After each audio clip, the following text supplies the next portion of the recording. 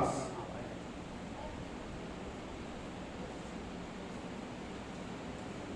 আমি একটু চিন্তা করে আমার ব্যক্তিগত হিসাবে দেখলাম, রাত্রে চিন্তা করে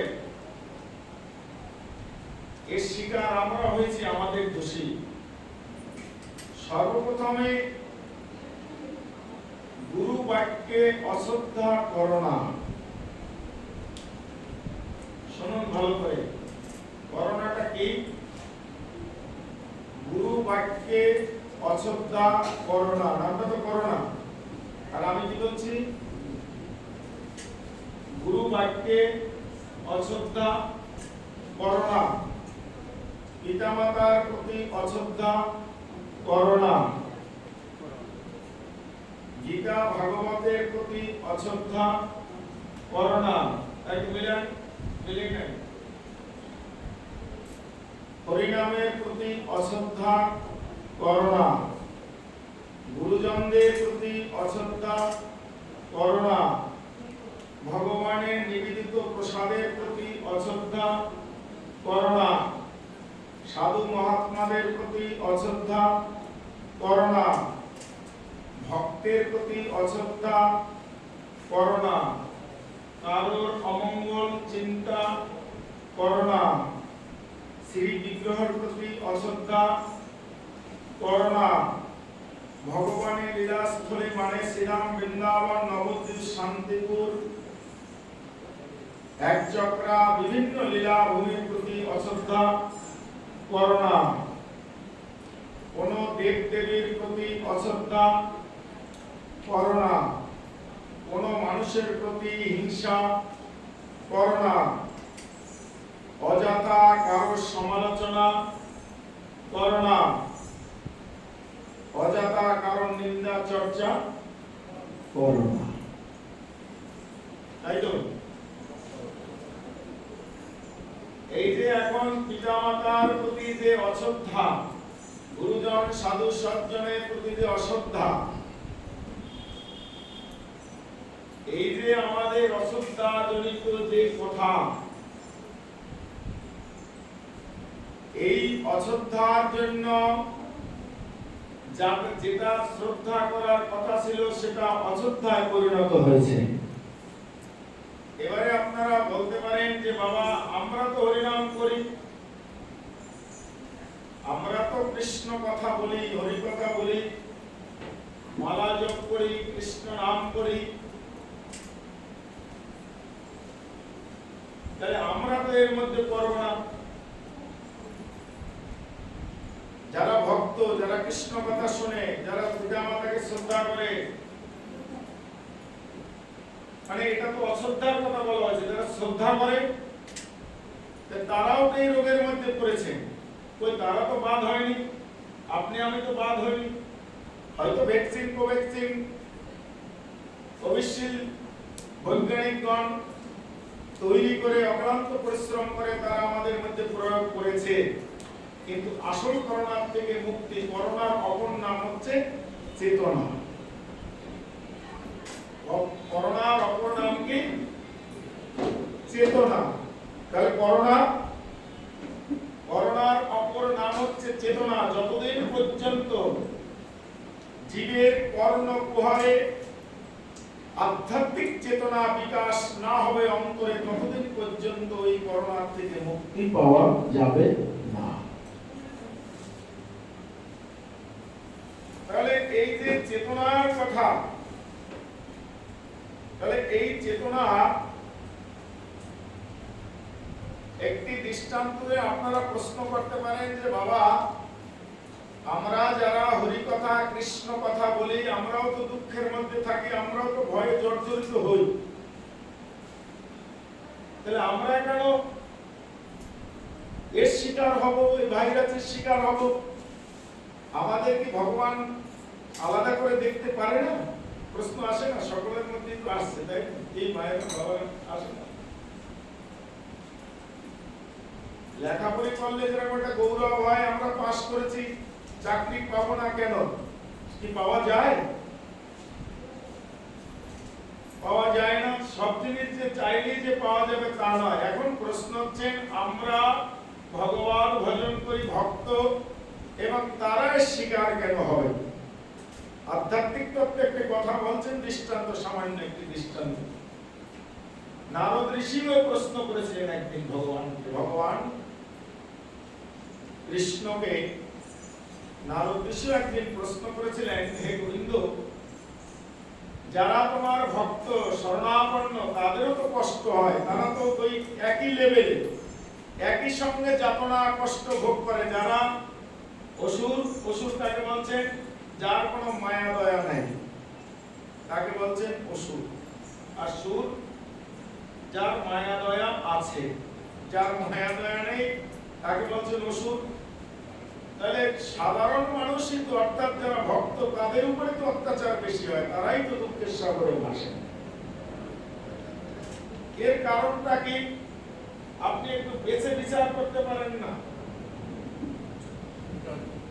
একটু বেছে বিচার করলে তো ভালো হয়, তাই তো? যে করোনার যে পরিস্থিতি বা ভাইরাস বা বিভিন্ন রকমের রোগ ব্যাধি, তা থেকে তো মুক্তি পাওয়া যায় যারা ভক্ত, যারা কৃষ্ণ ভক্ত, কৃষ্ণ কথা বলে, যারা গুরু বাক্যকে শ্রদ্ধা করে, মাতা পিতার প্রতি শ্রদ্ধা করেন, গীতা ভাগবত শ্রবণ করেন, তারা কেন দুঃখ পায়? নারদ ঋষিকে নিয়ে গোবিন্দ আমার বললেন, চলো একটু ঘুরে আসি। আমি একটু যাবো। বলে কোথায় যাবেন? বলে যাবো একটু স্বর্গমন্ত পাতাল ত্রিলোকে দেখে আসি কে কেমন আছে। এইভাবে তিনি চিন্তা করলেন যে দেখি তো একবার ঘুরে আসি, একটু কেমন কে কিভাবে আছে একটু দর্শন করে আসি। একথাই তিনি ভাবলেন। ভগবান যখন বললেন, নারদ ঋষি তখন বললেন, প্রভু আপনিও যাবেন। ভগবান বললেন, একজন সঙ্গে থাকলে তো খুব ভালোই হয়, খুব আনন্দের বিষয়। তো ভগবান একটা ছিপ নিয়েছে, ছিপ বুঝো, মাছ ধরার একটা ছিপ, বসছি। নারদ ঋষি বলছেন, প্রভু এটা কি করবে? বলে চলো দেখি সময় গেলে এটা কাজে লাগবে।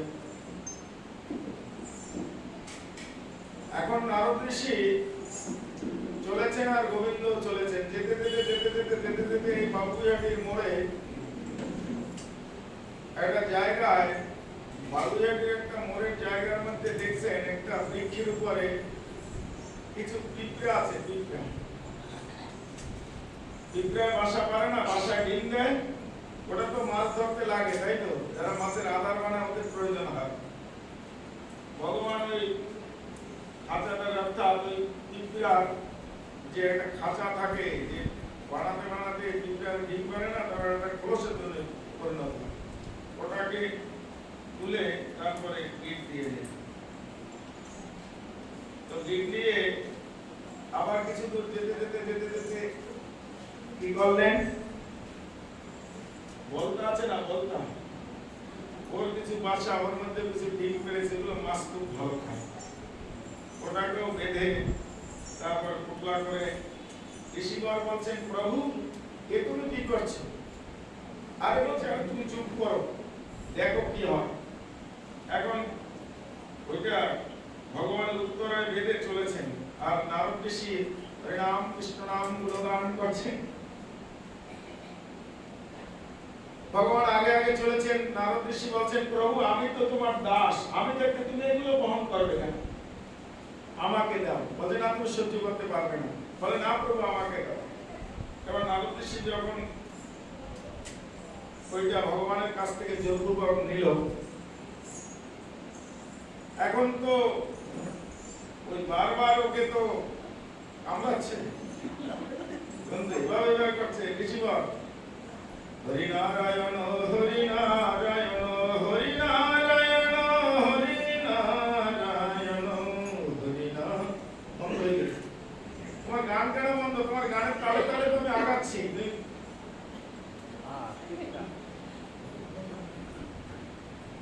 তোমার গানের তালে তালে তো আমি আগাচ্ছি, বন্ধ হয়ে গেছে। নারদ ঋষির গান বন্ধ হয়ে গেল।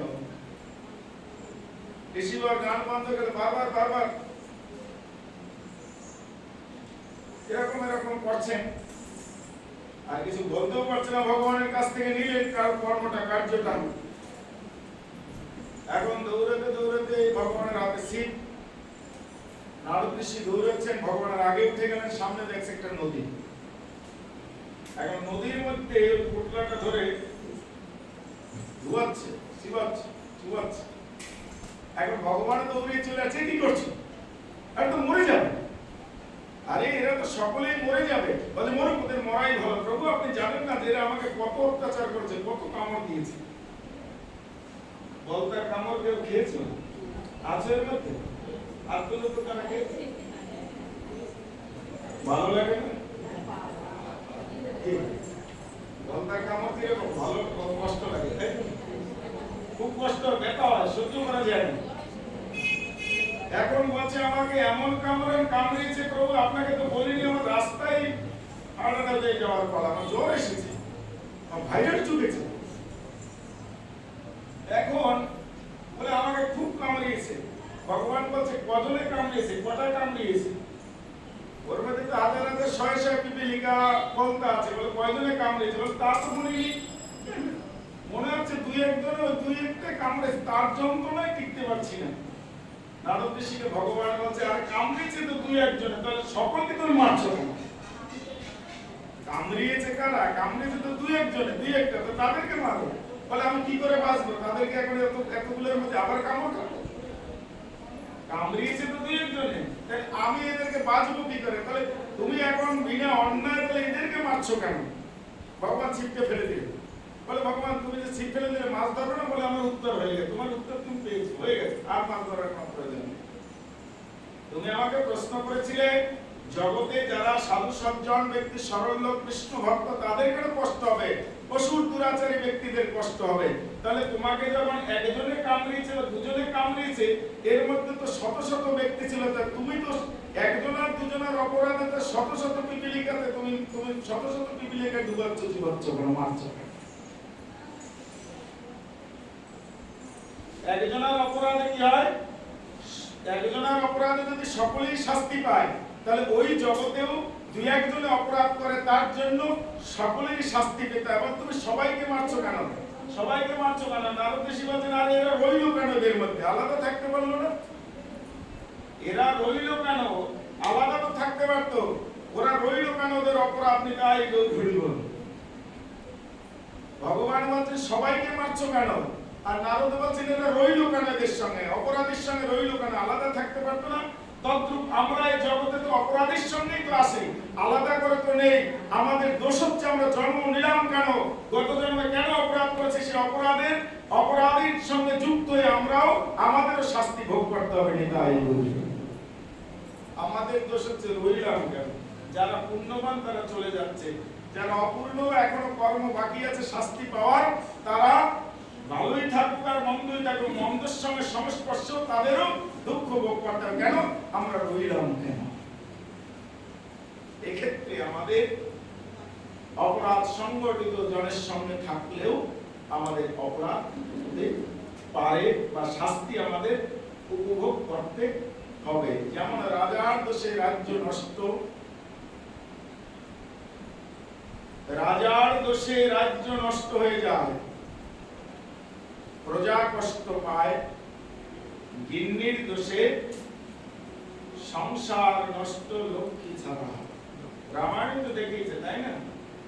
রামায়ণে দশরথের অবস্থা কি হয়েছিল?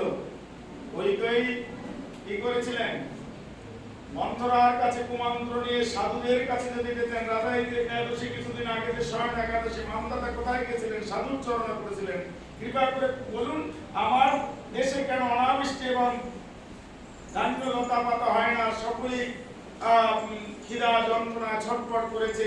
তখন তিনি বললেন আগত একাদশীর ব্রত তুমি পালন করো, তাহার কৃপাতেই, ভগবান বিষ্ণুর কৃপাতেই তোমার এলাকায় অর্থাৎ তোমার দেশে ধান্য ধন উৎপন্ন হবে, প্রজাগণ সুখী থাকবে। তাহলে আমাদের যে দোষ, সেই দোষে আমরা দোষ ভোগ করছি। এক্ষেত্রে আমাদের নিজেদের অর্থাৎ ভগবানের কোনো দোষ নেই। তাই এই জায়গাতে বলছেন যে মানব দেহে ঈশ্বর ভজনের জন্য আমরা এই দেহটি পেয়েছি।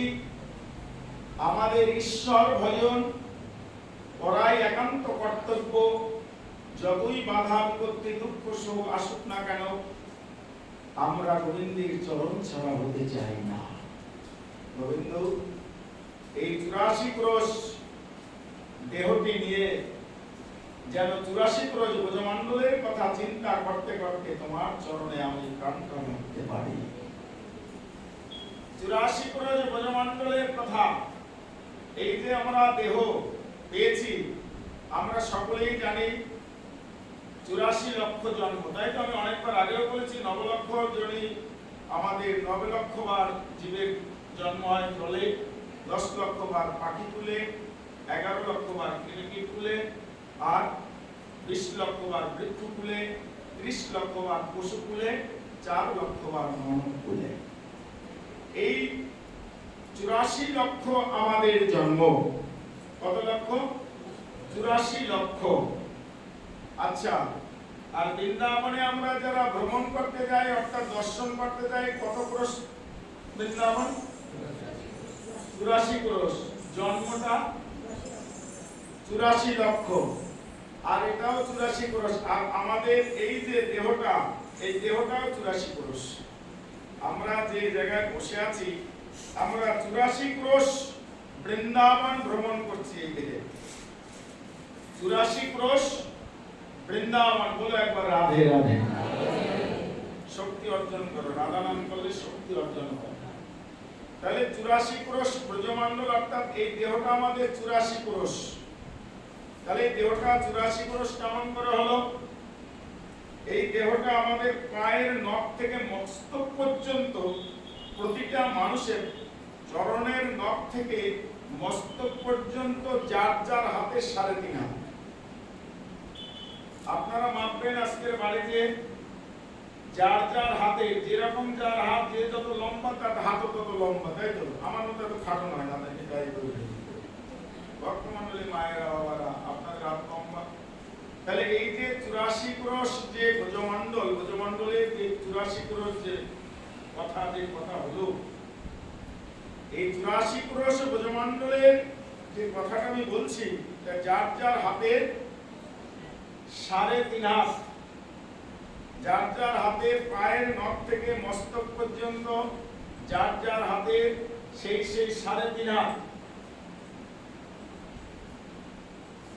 24 আঙ্গুলে হয় 1 হাত। এই জায়গা থেকে আপনি হাত যখন মাপবেন, আপনার আঙ্গুলের, যার যার আঙ্গুলের 24 আঙ্গুলে হয় 1 হাত। 24 আঙ্গুলে মেপে দেখবেন, এখনো মাপতে পারেন। ফিতা ধরে মাপুন, একটা ফিতা ধরে 1 হাত করুন, এটা 24 আঙ্গুল হবে। 4টে করে আঙ্গুল 6 বার হবে। 24 আঙ্গুলে 1 হাত। তাহলে কত হাত আমরা উঁচু, মানে উচ্চতা কত হাত? 3.5 হাত। 3 24, 3 হাতে 3 24 কত? 84। 3 24 72। আর থাকে কত? আধা। তাহলে 24 এর অর্ধেক কত? 12। তাহলে 72 এর সঙ্গে 12 যোগ করলে কত হয়? 84।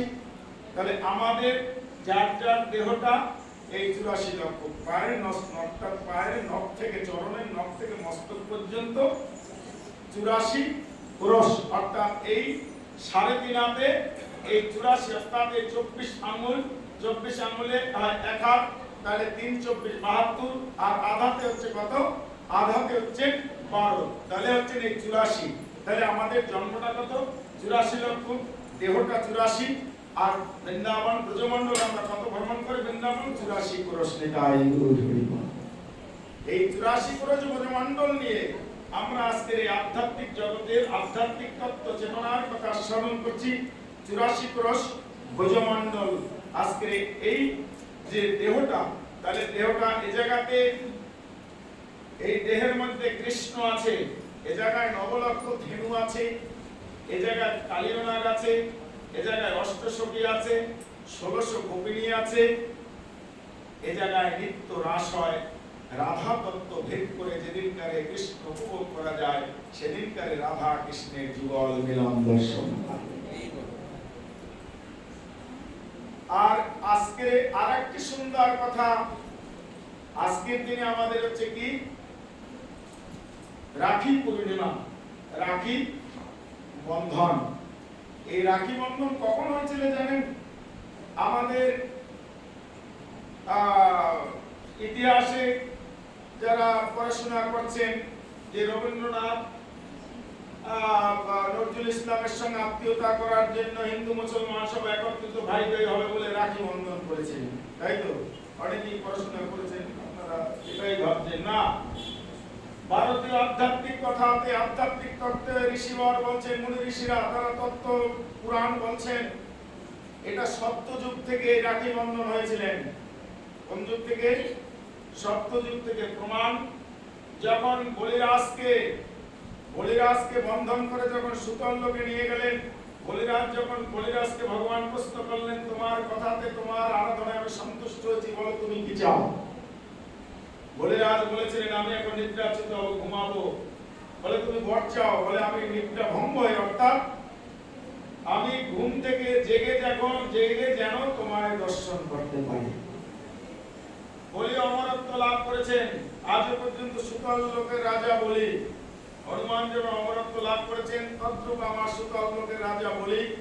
সেই বলিকে যখন বলি, তাহলে ভগবান বৈকুণ্ঠনাথ শ্রীহরি সেই বৈকুণ্ঠ থেকে যখন আসতেন, বৈকুণ্ঠের সিংহাসন খালি হলেন। বৈকুণ্ঠের সিংহাসন যখন খালি হলেন, সেই বৈকুণ্ঠের সিংহাসনে খালি হওয়ার পরিপ্রেক্ষিতে লক্ষ্মী দেবী তিনি চিন্তা করলেন, যদি নারায়ণই না থাকে, বিষ্ণু যদি না থাকে, কার পদসেবা হবে? তিনি খুঁজতে খুঁজতে তিনি খবর পেলেন কোথায় না, সাক্ষাৎ গোবিন্দ, সাক্ষাৎ বিষ্ণু, সাক্ষাৎ নারায়ণ তিনি ভক্তবাঞ্ছা পূর্ণ করার জন্য তিনি সুতল লোকে বলির কাছে ধরা পড়েছেন। বলির দাড়ি হয়ে রয়েছেন। বলির কি হয়েছে? দাড়ি হয়ে রয়েছেন। মা লক্ষ্মী অর্থাৎ লক্ষ্মী দেবী তৎক্ষণাৎ, সেদিনকার ছিল পূর্ণিমা, রাখি। সেই পূর্ণিমার দিনে তিনি কি করলেন? একটি সুতা এনে গোলকের সেই পুষ্পোদ্ধৃত সুন্দর একটি বাজুর মতো মালা তৈরি করে এসে বলি মহারাজকে হাতে বেঁধে দিলেন। বলে, এই রাখি পূর্ণিমার দিনে আমি তোমাকে আমার নিজের ছোট ভ্রাতা হিসাবে পরিচয় দিলাম, আর যতদিন পর্যন্ত রাখি থাকবে, প্রাণ কৃষ্ণ গোবিন্দ বিষ্ণু নারায়ণ তিনি যদি এই জায়গায় না থাকে, তথাপিও এই রাখি বন্ধন তোমাকে রক্ষা করবে। সেই সত্যযুগ থেকে এই মা লক্ষ্মী দেবী বলি মহারাজকে রাখি বেঁধেছিল। তাই কৃষ্ণকে সেই রাখি আমরা অনেক সময় দেখি আমরা গোপালকে রাখি বাঁধি, তাই তো? গোপালকে আমাদের ভাই। ভারতীয় আধ্যাত্মিক চেতনা তত্ত্বে সেই থেকে গোবিন্দের ডান হস্তে রাখির পরিচালনা হয়েছে। ভগবানকেও আমরা রাখি বাঁধতে পারি। সেই রাখি আমার বেঁধে দিলেন বলি মহারাজ গোবিন্দকে রাখি বেঁধে দিলেন। আর যতদিন পর্যন্ত লক্ষ্মী দেবীর সঙ্গে বিরাজ করেন, ততদিন পর্যন্ত ওই লক্ষ্মী দেবীর অর্থাৎ লক্ষ্মী দেবীর কাছে কৃষ্ণ অর্থাৎ গোবিন্দ যখন বিরাজ করেন, সেই লক্ষ্মী দেবীর বলি মহারাজকে যে রাখি বেঁধেছিলেন, সেই রাখি তাকে রক্ষা করেন। এই হচ্ছে রক্ষা বন্ধন। আজকে আমাদের রাখি পূর্ণিমা এবং তস্য ঝুলন যাত্রার সমাপ্তির পথ। এই ঝুলন হচ্ছে ভগবানের সঙ্গে আমাদের সম্পর্ক। কি? ভগবান যে লীলা খেলা করেছেন, এই লীলার একটা প্রতিভাব। তাহলে আমাদের সঙ্গে যে গোবিন্দের যে সম্পর্ক, আমাদের সঙ্গে যে গোবিন্দের যে প্রেম, আমাদের সঙ্গে যে ভালোবাসা, এই ভালোবাসার প্রতিভা হিসেবে রাধা গোবিন্দ লীলা করলেন। বলছেন এই লীলা যারা অনুভব করবে এবং লীলার কথা যারা চিন্তা করবেন, তারাই একমাত্র নিত্য লীলায় সংযুক্ত হতে পারবে। ভগবানের সঙ্গে আমাদের কি সম্পর্ক? মানে আজকে আমরা যেরকম দোলা খেলা খেলেছি, আর গোবিন্দ সেরকম রাধাকে নিয়ে দোলা খেলা খেলছেন। এই দোলনা খেলা মানে পুতুল খেলা খেলতে খেলতে একদিন এই গোবিন্দর খেলার অধিকারী হয়ে যায়। তাহলে এই যে ভগবানের সঙ্গে যে আমাদের সম্পর্ক, আগে আমাদের ভাবতে হবে যে আমাদের কি সম্পর্ক, আমরা গোবিন্দের সঙ্গে কি সম্পর্ক, কি সম্বন্ধ, কি ভাব, কি রূপে যাব।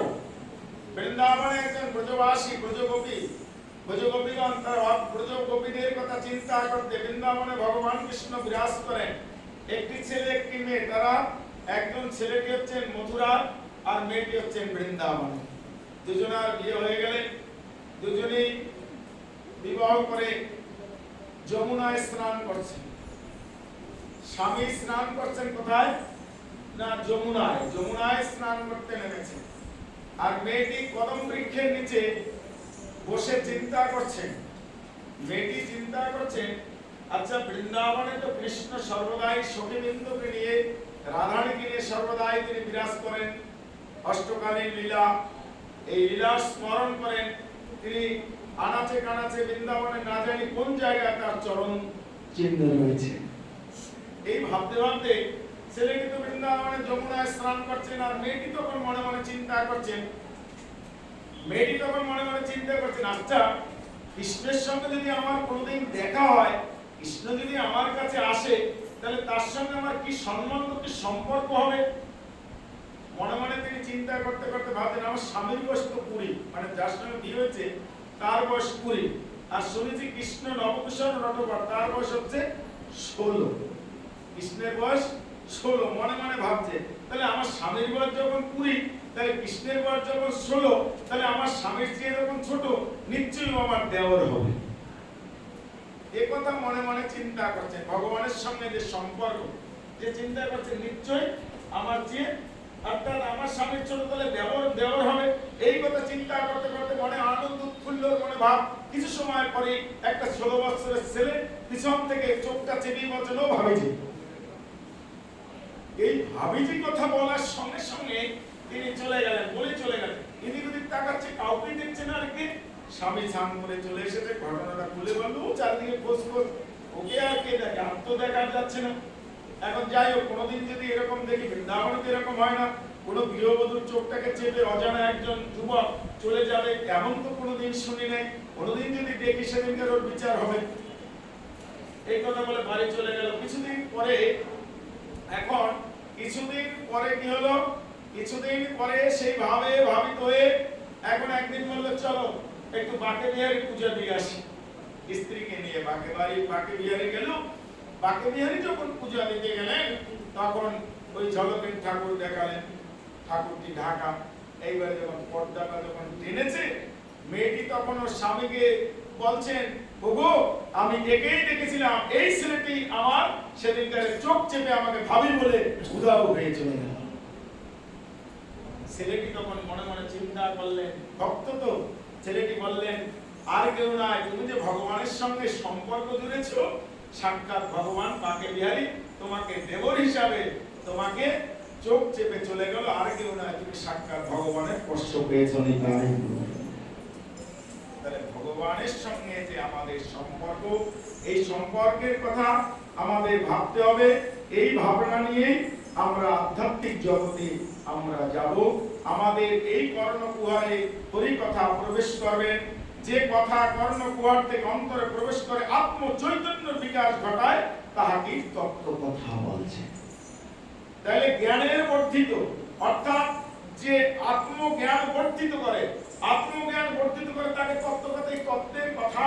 আত্মজ্ঞান বর্ধিত না হলে তত্ত্ব কথা তুমি আস্বাদন করে আনন্দ উপভোগ করতে পারবে না।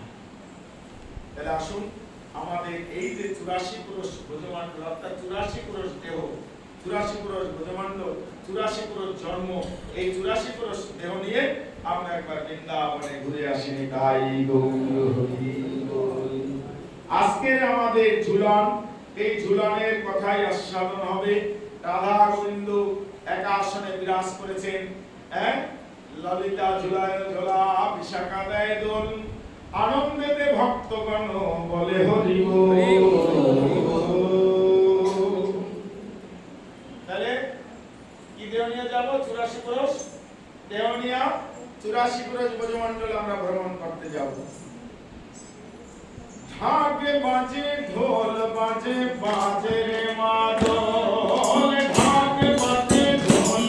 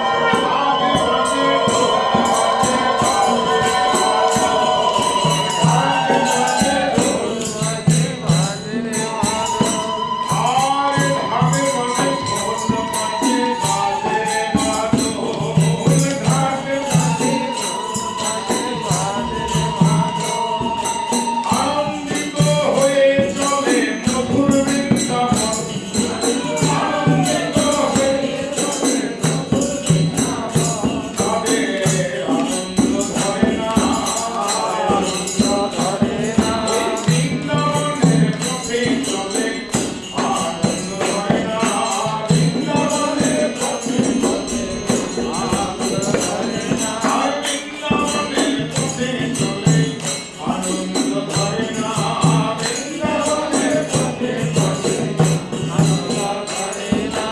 হাত বাজে ঢোল বাজে বাজে রে মাগো, হাত বাজে ঢোল বাজে বাজে রে মাগো।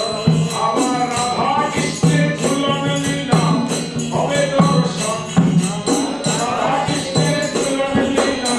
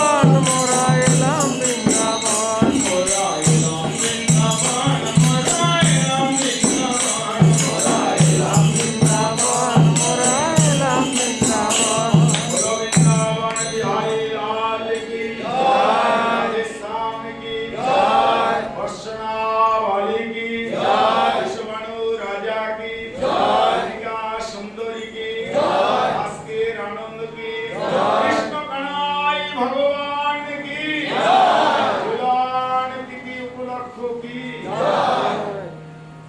মধুময় শ্রী বৃন্দাবন। গোবিন্দের অপ্রাকৃত যে লীলা, গোবিন্দের যে প্রকৃত যে লীলা, এই লীলার কথা বলছেন। কি লীলা? ঝুলন লীলা। রাধা গোবিন্দের আজকের এই ঝুলন একাদশীর দিন থেকে শুরু হয়, রাখি পূর্ণিমায় সমাপ্তি হয়। পঞ্চম দিন চিচ্ছলি গ্রামে পদমখণ্ডিতে বৃন্দাবনে তিনি কি করেছিলেন? ঝুলন লীলা করেছিলেন রাধা কৃষ্ণ একার সঙ্গে। কেমন করে? বিশ্বভানু রাজা রাজকার্যে বসেছেন, এমন সময় ছোট্ট আলুলেইদা এই লীলাটি হয়েছিলেন কোথায়? রাবেল। এত সময় যে ঝুলনের যে সম্পর্কিত কথা, এই লীলাটি হয়েছিলেন কোথায়? রাবেলে। এই রাবেলে নিত্য লীলা রাধা কৃষ্ণের, রাধারানী আমার পদ্মে পুষ্পীকৃত হয়ে সেই বাল্য লীলা করেছিলেন। পরবর্তীতে বিশ্বভানু রাজা এসেছেন বর্ষণার উঁচু টিলাতে, যখন নন্দ মহারাজ আসলেন তার পরবর্তী সময় বিশ্বভানু রাজা এসেছিলেন সেই বর্ষণায়। নন্দগ্রাম এবং বর্ষণা বেশি দূরে নয়, কাছে। এই যে লীলা, একদিন রাজা বসে আছেন রাজকার্যে, এমন সময় রাধারানী এসে বলেছেন,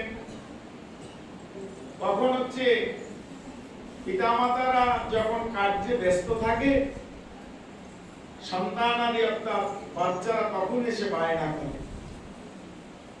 রাধারানী এসে বলছেন, আমি দোলা খেলা খেলিব, দোলা খেলা খেলিব, দোলা খেলা খেলিব, দোলা খেলা খেলিব, দোলা খেলা খেলিব, দোলা খেলা, আমায় দোলনায় এনে যাও বাবা, দোলা খেলা খেলিব, দোলনায় এনে যাও বাবা, আমায় দোলনায় এনে যাও বাবা, দোলা খেলা খেলিব, দোলনায় এনে যাও বাবা, আমায় দোলনায় এনে যাও বাবা, দোলা খেলা খেলিব, দোলনায় এনে যাও,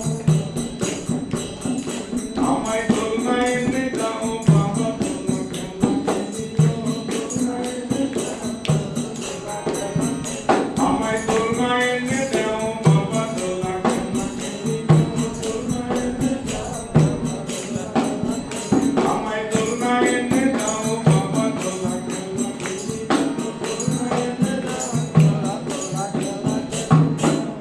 আমায় দোলনায় এনে দাও। আমি কি করব?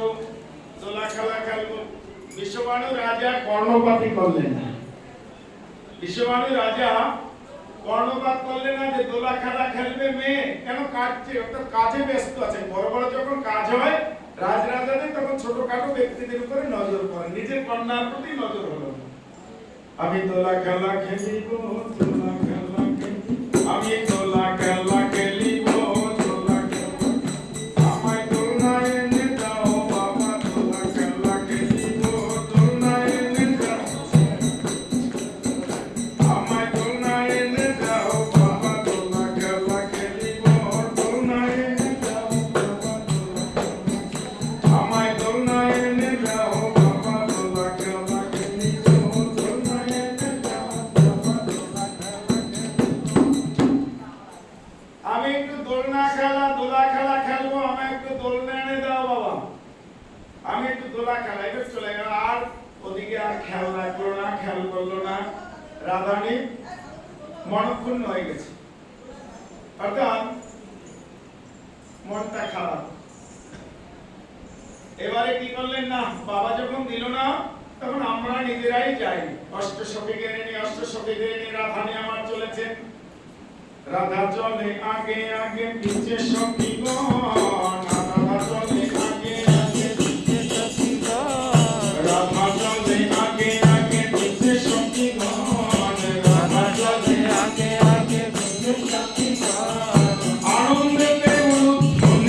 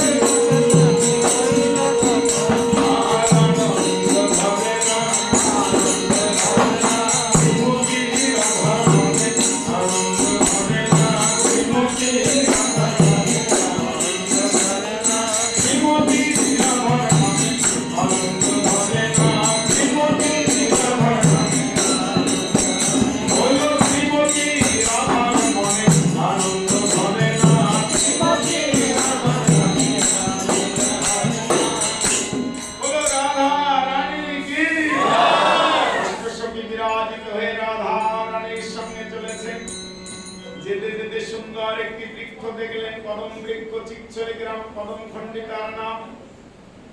এর মধ্যে পিঁড়ি দিয়ে আস্তে আস্তে করে দোলনা বানিয়েছে, চারিদিকে ঘন ঘন, মধ্যে ফাঁকা রায়, তার মধ্যে বসতে পারে শ্যাম সুন্দর রায়। আহা, চারিদিকে ঘন ঘন, মধ্যে ফাঁকা হচ্ছে, তার মধ্যে বসতে পারে। দেখো দোলনাটার দিকে তাকিয়ে দেখো, চারিদিকে ঘন ঘন লতা পাতা দিয়ে সাজিয়ে রেখেছে। ওরা নিজেরা নিজেরা লতা দিয়ে দোলনা খেলা খেলেছে। দোলনা আবার ললিতা দোলায় ঝুলা বিশাখা দেয় দোল, ললিতা দোলায় ঝুলা বিশাখা দেয় দোল, আনন্দেতে ভক্তগণে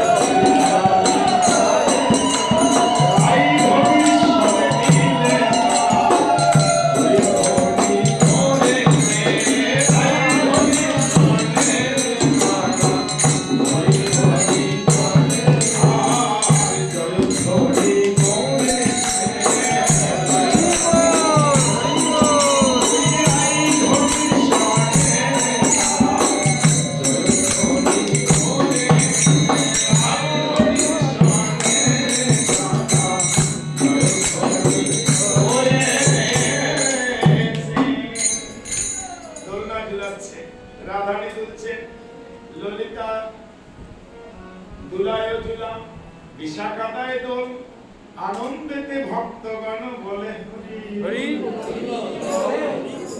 নাম ছাড়া তো আর কোনো গতি নাই। হরের নাম হরের নাম হরের নাম হইব গতিরা। মহাপ্রভু বললেন হরের নাম হরের নাম হরের নাম হইব, এ বলম বলুন নাস্ত নাস্ত নাস্ত হইব। হরি ছাড়া যেমন রাধা নয়, রাধা ছাড়াও হরি নয়। সেই জন্য ওই দোলনার সঙ্গে সঙ্গে তারা হরিধ্বনি দিচ্ছে, এদিকে দুলাচ্ছেন। কিছু সময় রাধারানী বলছেন আরে খেলা ভালো লাগে না, খেলা ভালো খেলা ভালো লাগে না, খেলা ভালো লাগে না, ললিতা খেলা ভালো লাগে না, ললিতা খেলা ভালো লাগে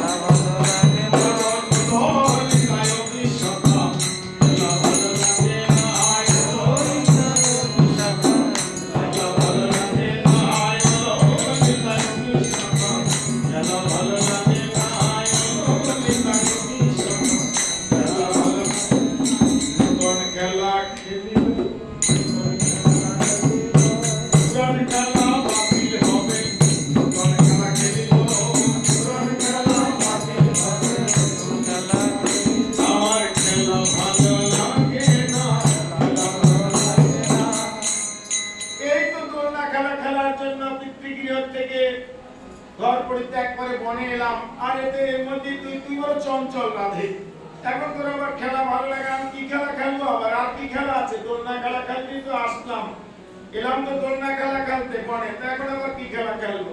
রাধারানী বলে উঠলেন আমরা পুতুল খেলা খেলিব, পুতুল খেলা খেলিব, পুতুল খেলা খেলিব, পুতুল খেলা খেলিব, আর পুতুল খেলা খেলিব, পুতুল খেলা খেলিব। এই পুতুল খেলা খেলতে ইচ্ছে করছে। পুতুল কারা কারা খেলছে একবার হাত তুলো তো। আমি খেলেছি, আমি হাত তুলছি। হাত তুলে লজ্জা করো না, যারা পুতুল খেলেনি তারা কিন্তু পুতুলের সঙ্গে তারা কিন্তু মিলতে পারবে না। কারা কারা খেলছে হাত তুলো। আর এইবারে দেখো সবাই খেলেছে। এই পুতুল খেলা খেলতে খেলতে একদিন গোবিন্দের সঙ্গে খেলা হয়ে যায়। সবাই পুতুল খেলেছো, আর এখন তারা মোবাইলের খেলা খেলে, ওদের কপালে এই পুতুল খেলা খেলতে খেলতে গোবিন্দ খেলায় সংযুক্ত হয়ে যায়। গোবিন্দ দেখে একটা পুতুল, এই পুতুলের পূজা করে। আমরা কার পূজা করি? পুতুলের পূজা করে। কেন? ছোটকালে পুতুল খেলেছিলাম, এখন বড় পুতুলের সঙ্গে, পরমাত্ম তত্ত্ব পুতুলের সঙ্গে আমাদের খেলা হচ্ছে। এই যে এখন পুতুল খেলা হচ্ছে, কিন্তু এই যা কিছু হলো ওই যে সব খেলা, সব পুতুল খেলা। এই আমরা মনুষ্য জীবন পেয়েছি পুতুলের মতো, কখনো কখনো মাটির পুতুল যেরকম গলে যায়, আমরা একদিন গলে যাব। তাই ওই পুতুল কিন্তু গলবে না, তাই গৌরব সর্বদাই থাকবে। তাই আমাদের সব সময় আমাদের লক্ষ্য রাখতে হবে, ছোট পুতুল খেলতে খেলতে একদিন বড় পুতুলের সংযোগ হবে। আবার পুতুল খেলা খেলিব, পুতুল খেলা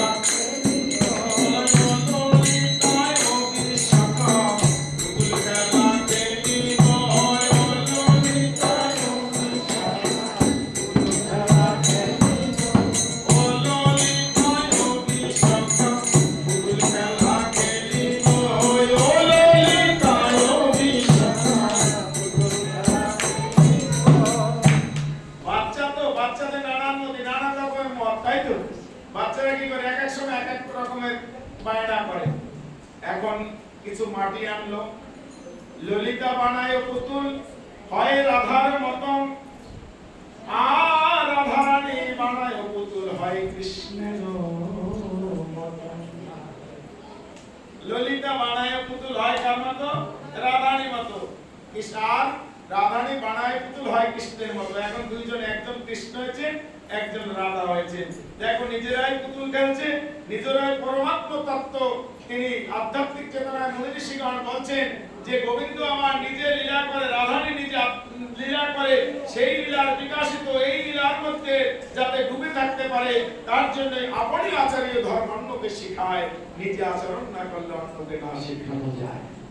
যে থেকে কি দেখাচ্ছেন যে এই কলিযুগের আয়ু 4,32,000, অর্থাৎ কলিযুগের আয়ুটা কমে, কলিযুগের দাপট, এই যে করোনার যে দাপট, এই দাপটটা কখন কমবে?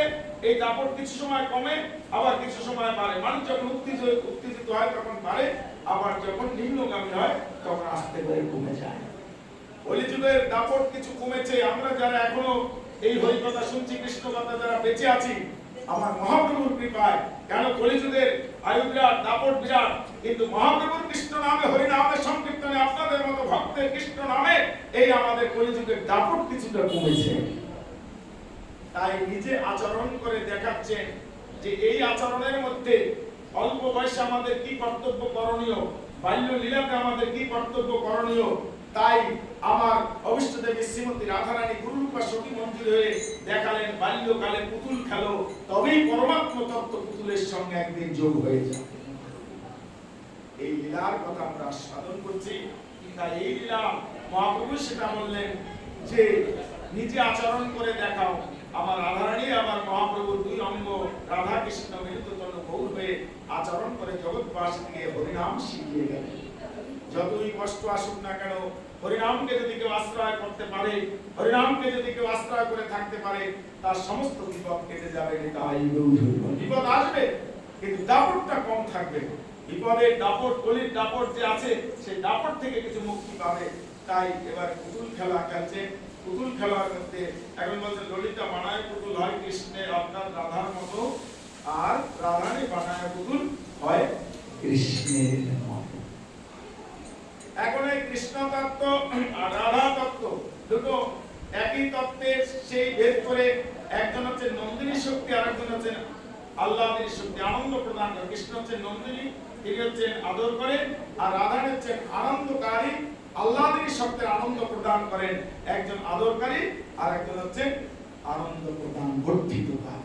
তাহলে এই যে রাধারানীর যে লীলা, আনন্দ প্রকাশ, তাহলে এই যে খেলার লীলা আছে, বলুন তো মায়েরা, ভক্তিমতী মায়েরা, আমার পিতৃগণ, এই যে লীলার কথা আমরা আস্বাদন করছি, মোবাইলে আনন্দ পাওয়া যায় না আজকে পুতুল খেলে আনন্দ পাওয়া যায়? এখন যে আমরা আছি এই বৃন্দাবনে 84 ক্রোশ, অর্থাৎ 84 ক্রোশ দেহটা নিয়ে, 84 ক্রোশ জনি জন্ম নিয়ে, 84 ক্রোশ ব্রজমণ্ডলের মধ্যে যে চিকচলি গ্রামের যে লীলা, এই আধ্যাত্মিক লীলা আমরা যে আস্বাদন করছি, এর চেয়ে পরম আনন্দ নেই। এই আনন্দই একদিন পরম আনন্দে পরিণত হয়ে যাবে। তাই এবারে পুতুল খেলা খেলছেন। এবারে পুতুল খেলতে খেলতে রাধারানী বলছেন, জানিস ললিতা, তোর পুতুলের সঙ্গে আমার পুতুলের বিবাহ দিব। তোর পুতুলের সঙ্গে আমার পুতুল কি করব? বিবাহ দিব। তোর পুতুল আর আমার পুতুল। এবারে একজন কৃষ্ণ একজন রাধা। এবারে চারিদিক থেকে পাতা টাতা এনে রান্না বাড়ি করছেন। এবার পুতুলের সঙ্গে বিবাহ হয়ে যাবে। পুতুলের বিবাহ এখন একদিকে বর পক্ষ আর একদিকে কন্যা পক্ষ। রাধারানীর দিকে 4 জন, ললিতার পুতুলের দিকে 4 জন, 4 হচ্ছে রাত। আর নবম সখী রয়েছেন গুরুরূপা সখী মঞ্জুরি মহাভাব স্বরূপিণী আমার অষ্টদেবী শ্রীমতী রাধারানী। তিনি হচ্ছে সকলের মধ্যস্থ। বন থেকে পাতা পাতা নিয়ে আসলো, নিয়ে এসে সেবার পরিপাটি করে দিলেন। হ্যাঁ, এবারে পুতুলের বিবাহ হবে, সবাই আসো। সবাই তোমাদের নিমন্ত্রণ নানি, তাই গৌরী বন্ধু তোমাদের সকলের নিমন্ত্রণ। পুতুলের বিবাহ হলো। হ্যাঁ, পুতুলের সনে পুতুলের বিবাহ হলো। বিবাহ হয়ে গেল। উলুধ্বনি জয়ধ্বনি পড়িল।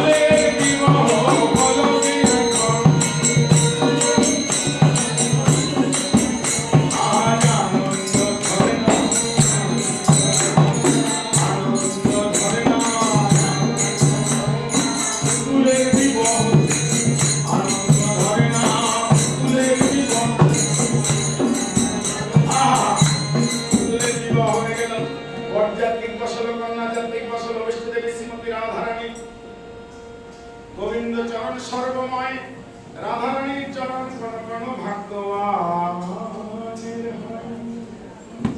রাধারানীর চরণ একদিন আর কোনদিন রাধাষ্টমীর দিনে কোনো জায়গায়, আর নাহলে গোপাষ্টমীর দিন। কার্তিক মাসে গোপাষ্টমী পরে রায় রাখাল সেজেছিল, সেই দিনকারই চরণ। আর একদিন চরণ দর্শন করেছিলেন আমার দুর্বাসা মুনি। যমুনার ওপারেই দুর্বাসার আশ্রম। তিনি দুর্বাসা মুনি রাধা কৃষ্ণের এই লীলা দর্শন করার জন্য তিনি রয়ে গেলেন। অপ্রাকৃত লীলা যেন দর্শন করতে পারি। হে রাধে, এই বৃন্দাবনে এক কোণায় আমাকে একটু জায়গা দাও। এখন পরিবেশন করছেন এই ভাত, এই তরকারি, এই ডাল, এই পরমান্ন, সকলেই আনন্দ ভাবে ভোজন করছেন। এটির মধ্যে মুনিবর এসেছেন দর্শন করতে, বায়ু যুগে যাচ্ছেন। আর মুনিবর মনে মনে চিন্তা করছেন,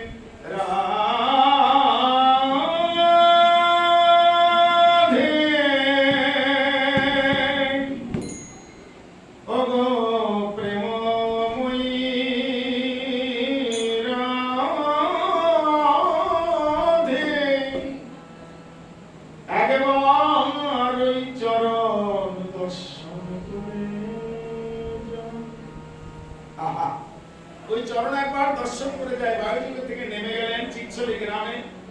দূর থেকে রাধারানী আমার দর্শন করছেন। অল্প ভাগ্যে না হয় গৃহে বৈষ্ণব আগমন, বহু জন্মের ভাগ্যের ফলে হয় ব্রাহ্মণ বৈষ্ণব সেবন। আজ আমাদের কত ভাগ্য। পুতুলের বিবাহ হল। পুতুলের বিবাহ সাধু এসেছেন, সাধু সজ্জন। সাধু এসেছেন, সাধু এসেছে না, আজকে মহা আনন্দ।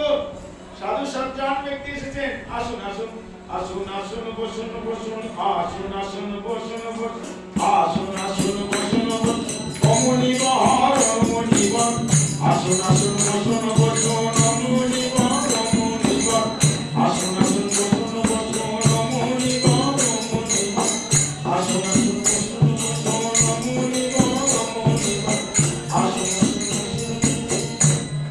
আসুন আসুন বসুন। খাদ্য দিয়ে বসালেন। আর রাধারানী জল নিয়ে এসেছেন। সাধুরা আসলে সর্বপ্রথম সাধুদের সঙ্গে কিভাবে পরিচয় হয়, সাধুদের সঙ্গে কিভাবে পরিচয় হয়, সর্বপ্রথমে পরিচয় হয় মানবের সঙ্গে, গৃহস্থ ব্যক্তির সঙ্গে সাধুদের সঙ্গে পরিচয় হয়। সর্বপ্রথমে এসে দণ্ডবাদ প্রণাম জানায়, প্রণাম করে। নেনে প্রণাম করে। সাধু দেখলেই, সজ্জন দেখলেই, বয়স্কদের দেখলেই প্রণাম করে। প্রণাম করো। এই যে অনেক জায়গায় আমাদেরকে যাই আমরা, ভারতবর্ষে বিভিন্ন বাংলায় মায়েরা শাশুড়িরা জোর করে বৌমাদের ছেলেদের নিয়ে আসে, প্রণাম কর প্রণাম কর। গৃহস্থ ব্যক্তিদের প্রণাম করলে তো তারা কি বলে, থাক থাক থাক থেকে যাক, থাক থেকেই যাক, আর দরকার নেই, থাক, আর হবে না। আর সাধুদের প্রণাম করতে আসলে তারা জোর করে আসবে না, মাথা নাড়ে। আমরা তখন বলি থাক মা, ওর ভিতরে ভক্তি আছে, বাইরে দেখাবে না, তোমরাও সুস্থ আমরাও শান্তি। রাধে রাধে। কিন্তু প্রণাম, এই প্রণাম সর্বপ্রথমে কি হয়? প্রণামে কি হয়? সাধুকে প্রণাম করলে কি বলে? তোমার কৃষ্ণ প্রেম ভক্তি হোক, আধ্যাত্মিক চেতনা শক্তি বর্ধিত হোক, কৃষ্ণ প্রেম ভক্তি ভগবান কৃষ্ণের কাছে চলে যাও, তোমার জীবন ধন্য হয়ে যায়। রাধারানী আমার দেখালেন কেমন করে সাধু আসলে তাকে প্রণাম করতে হয়। যখনই প্রণাম করতে গেলেন, দুর্বাসা মনে মনে চিন্তা করলেন, হে রাধে, এই যে তোমার হস্ত, যে চরণের জন্য, তোমার চরণের জন্য গোবিন্দ একদিন অকুণ্ঠ ভাবে ক্রন্দন করে, তবই বাসমি না জবাবে তুয়া বিনে রাধে তোমায় বিনে বাঁচব না, তোমার চরণ তলে চূড়াবাসী দিয়ে কাঁদতে, সেই তোমার, অর্থাৎ তুমি আমায় প্রণাম করবে, হ্যাঁ রাধে, তা তো হবে না। এইভাবে যখন জলের ঘটিটা নিয়ে যখন রাধারানী আসলেন, মুনিবার একটু হাতটা একটু ঘুরে দিলেন, আর রাধারানীর জলের হস্ত, অর্থাৎ ওই বাটিটা, রাধারানীর যে ঘটিটা, ওই কি করলেন? রাধারানীর চরণে জলটা পড়ে গেলে মুনিবর অজান্তে, আহা হে না, হে রাধে, তোমার লেগেছে, ঘটিটা যেই করেছে, অজান্তে কি করলেন? মুনিবর তার উত্তর দিয়ে রাধারানীর চরণটা ধুয়ে দিলেন। উত্তরটা যখন গায়ে দিলেন, মুনিবর অর্থাৎ দুর্বাসা মুনির সর্বাঙ্গ রাধাময় হয়ে গেল। অজান্তেও আমাদের কি হয়? কেউ প্রণাম করতে দিবে না, সে হাতে হেঁটে চলে যাক, সে জায়গায় পায়ের ধুলি, চরণের ধুলি আপনি যদি আপনার অঙ্গে অর্থাৎ ধারণ করতে পারেন, তবে প্রণামের চেয়েও বেশি হয়ে যাবে। অজান্তে, উনি জানলো না, সাধু জানলো না, কিন্তু অজান্তেও আমার কি হয়ে গেল? কৃপা হয়ে গেল। এবারে দিলেন বসানে, পাদ্যর্ঘ দিয়া মুনিকে বসালো, আসুন মুনিবর বসুন। এবার থালা দিলেন, এই নেন থালা দিলেন, থালায় প্রসাদ দিলেন, এই নেন অন্ন, এই নেন ভাজা, এই নেন ডাল, এই নেন তরকারি, এই নেন পনির, এই নেন পরমান্ন, নানান রকমের প্রসাদ সজ্জিত করে দিলেন, পরে দিলেন পরমান্ন। এবার রাধারানীকে প্রশ্ন করে, রাধারানী প্রশ্ন করছেন, মনিবর আমাদের পুতুলের বিবাহের প্রসাদ কেমন হয়েছে? হ্যাঁ, তারপর আমার মনিবর বললেন, ত্রিজগতে এমন প্রসাদ আর খাই নেই, এখন তো ভোজন করলাম রাধে। এবার রাধারানী মস্তকটা বাড়িয়ে দিলেন, মনিবর আমাদের পুতুলের প্রসাদ যখন এতই ভালো সুমধুর হয়েছে, তবে আপনি আমায় আশীর্বাদ করুন। রাধারানীকে আমার দুর্বাসা মুনি বললেন, জগৎময় কৃষ্ণ তার মোহিনী রাধা, একেবারে রাধা নামে কৃষ্ণ করে যায় বাঁধন, তাকে আমি কি আশীর্বাদ করব? যদি আমি কোনো পূর্ণ সঞ্চয় করে থাকি রাধে, তবে আমি তোমায় এই আশীর্বাদ করলাম, তোমার হস্তের যে রন্ধন খাবে তার পরমায়ু বৃদ্ধি পাবে। রাধে, তোমার হাতের যে রন্ধন খাবে তার পরমায়ু বৃদ্ধি পেয়ে যাবে। তাই গৌর হরি বল, তোমার হাতের যে রন্ধন খাবে তার পরমায়ু বৃদ্ধি হয়ে যাবে। রাধে, তোমার হাতের যে রন্ধন খাবে তার কি হবে? পরমায়ু বৃদ্ধি পাবে। সকল সখীগণের কথা শুনে আনন্দেতে জয়ধ্বনি দিল রে তখন।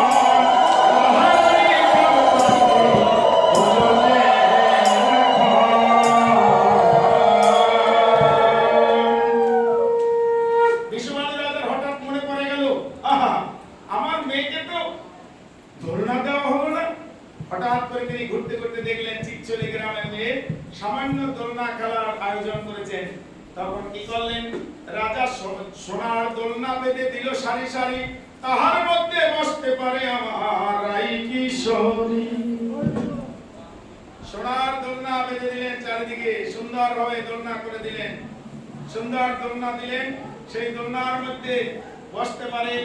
এবার দোলনা খেলা হচ্ছে, রাজা নিয়ে আসলেন। যথারীতি ভাবে আমার আয়ান ঘোষের সঙ্গে যে কথা অনুসারে বিবাহ হয়ে গেলেন, এই বিবাহের পরিপাটিতে আয়ান ঘোষের সঙ্গে যে বিবাহ হলেন জাবটে, রাধারানীর বিবাহ হলেন জাবটে।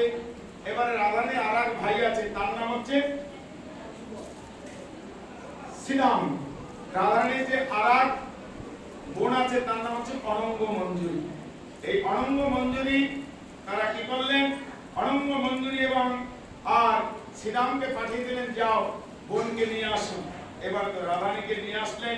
রাধারানীকে নিয়ে আসার সঙ্গে সঙ্গে কি করলেন? একটু ঘটনা হয়েছে জায়গায়, যখন রাধারানী যখন বরপ্রাপ্ত হয়েছে, রাধারানী যখন বরপ্রাপ্ত যখন হয়েছেন, তখন ওই গোপালের মা অর্থাৎ যশোমতী সুন্দরী তখন এসেছে, এসে বলছেন কৃতিকা সুন্দরী, মনে আছে তোর মেয়ে অন্ধ হয়ে জন্মগ্রহণ করেছিল, আর আমার ছেলের কৃষ্ণ পরশনে রায়ের নয়ন মিলিল, আনন্দেতে উভয়ের দুজনার মিলন। মনে আছে তো? ধার আছিস